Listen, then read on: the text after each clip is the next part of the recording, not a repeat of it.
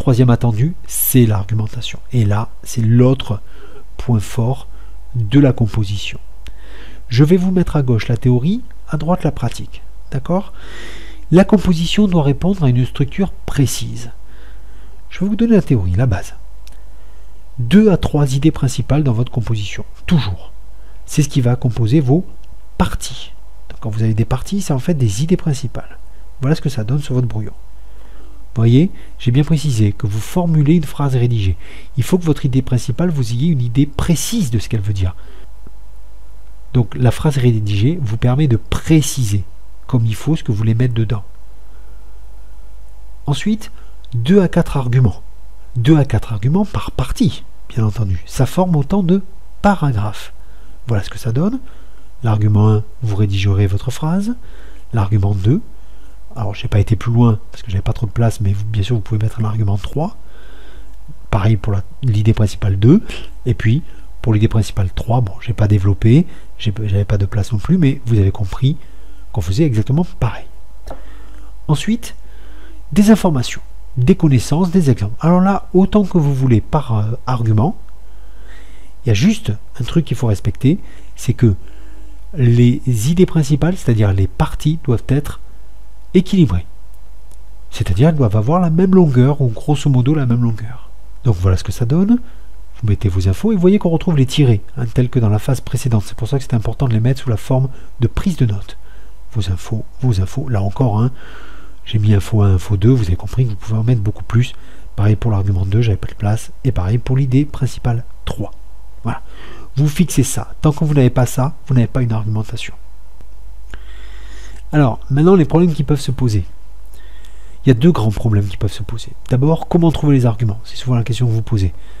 J'ai des infos, j'ai des idées, mais comment je trouve un peu les arguments, c'est-à-dire les idées intermédiaires? Lorsque vous avez des infos, plusieurs infos, au moins 2 de toute façon, que vous pouvez regrouper parce qu'elles ont un point commun, parce qu'elles traitent du même aspect du sujet, alors vous avez un argument. Grosso modo, c'est ça. Il vous suffit de formuler la phrase rédigée de l'argument de telle sorte qu'il puisse englober les 2 infos, ou plus.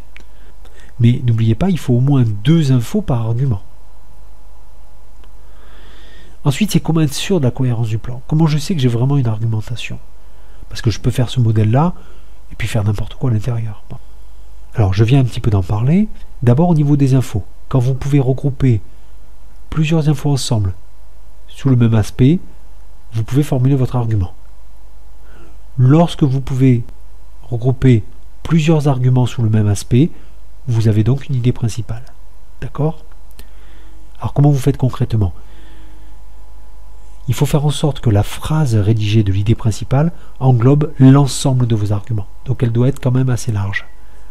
De même, au niveau de l'argument, il faut faire en sorte que la phrase rédigée de l'argument englobe l'ensemble des infos. Alors il y a toujours un petit problème qui se pose, c'est que vous allez toujours avoir une info qui se balade et que vous n'arrivez pas à caser quelque part. Alors, si vous vous rendez compte qu'une info ne rentre pas dans l'argument dans lequel vous venez de le placer, 2 solutions.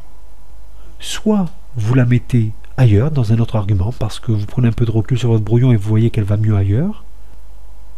Soit vous vous dites qu'elle va quand même bien avec les autres infos, même si elle est légèrement décalée. À ce moment-là, il faut reformuler votre phrase d'argument de manière un peu plus générale, de telle sorte qu'elle englobe cette info-là. Voilà, c'était une vidéo pour vous donner quelques conseils, quelques astuces pratiques. Je rappelle quand même les 3 grands conseils, on va dire grosso modo il y en avait 3. D'abord, questionnez les termes du sujet, posez-les sur le brouillon, faites apparaître vos questions. Parce que les réponses à ces questions-là vont commencer à former un plan. Ensuite, le plan. Imprimez-vous bien dans la tête le plan que je vous ai mis là, et tant que vous n'avez pas ça, vous n'avez pas d'argumentation. Enfin, vous faites très attention à la cohérence de vos phrases rédigées, à chaque échelon, c'est-à-dire de l'idée principale, qui doit englober tous les arguments, de la phrase d'argument qui doit englober toutes les infos. Voilà, j'espère que la vidéo vous a été utile, je pense qu'il faudrait peut-être la regarder une deuxième fois pour être bien sûr d'avoir tout engrangé. N'hésitez pas à laisser un commentaire pour me dire si ça vous a été utile, si vous avez besoin de précisions supplémentaires. Et vous pouvez aussi vous abonner pour être au courant des nouvelles vidéos.